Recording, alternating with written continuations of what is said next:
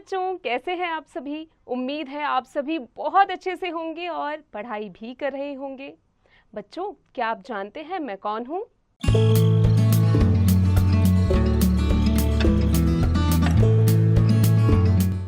Right, मैं हूँ मनीषा, आपकी अध्यापिका। तो बच्चों, आज हम अपनी कक्षा में पढ़ेंगे एक कविता के बारे में और हमारे कविता का शीर्षक है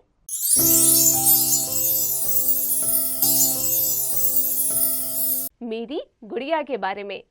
जीवन कौशल, स्नेह, ममत्व, सम्मान तथा मनोरंजन जैसे जीवन कौशलों के प्रति प्रेम भाव जागृत करना, नैतिक मूल्य, खेल, मनोरंजन, पारिवारिक दायित्व और आत्मविश्वास की भावना को विकसित करना। बिना किसी साज श्रृंगार यह रहती हरदम तैयार, लगती सब गुड़ियों की रानी, सबसे सुंदर सबसे सुहानी।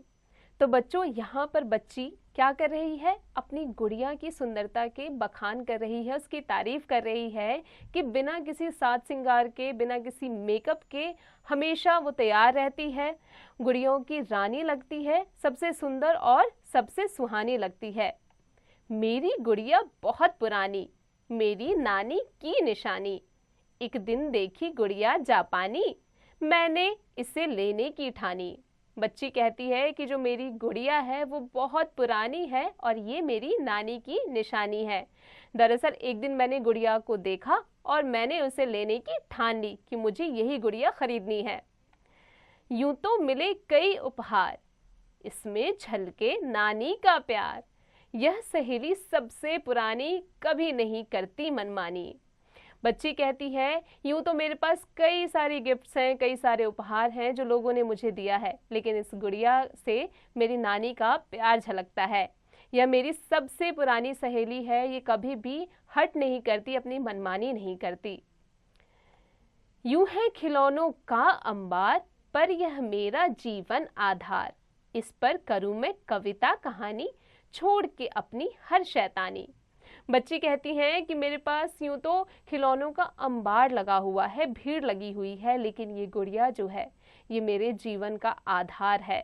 इस पर मैं कविता कहानी लिख सकती हूँ, कह सकती हूँ और मैं अपनी सारी शैतानियों को छोड़कर सारा ध्यान इस पर लगा सकती हूँ। बच्चों, इसे लिखा है निकिता पी फ्रांसिस ने। अब आ जाते हैं इसके अभ्यास कार्य पर। पाठ ज्ञान, सही उत्तर पर सही का चिन्ह लगाइए। गुड़िया कैसी है बच्चों? दोनों ही बातें, सबसे सुंदर और सबसे सुहानी है।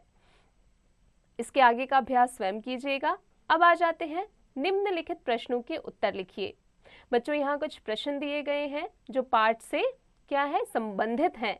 पाठ को अच्छे से पढ़िए, कविता को अच्छे से पढ़िए और उससे इसके उत्तर को लिखिए।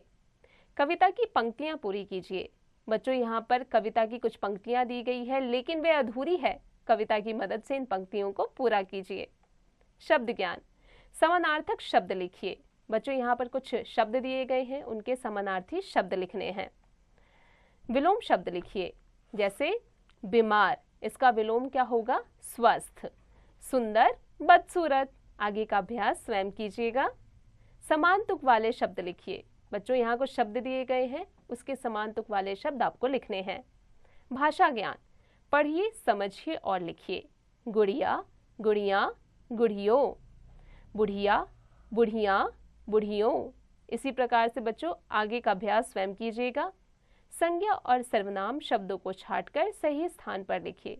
बच्चों, इस बॉक्स में कुछ सर्वनाम और कुछ संज्ञा के शब्द दिए गए हैं, आपको उन्हें छांटकर संज्ञा और सर्वनाम के बॉक्सेस में लिखना है। कुछ शब्द एक वचन और बहुवचन में एक जैसे होते हैं।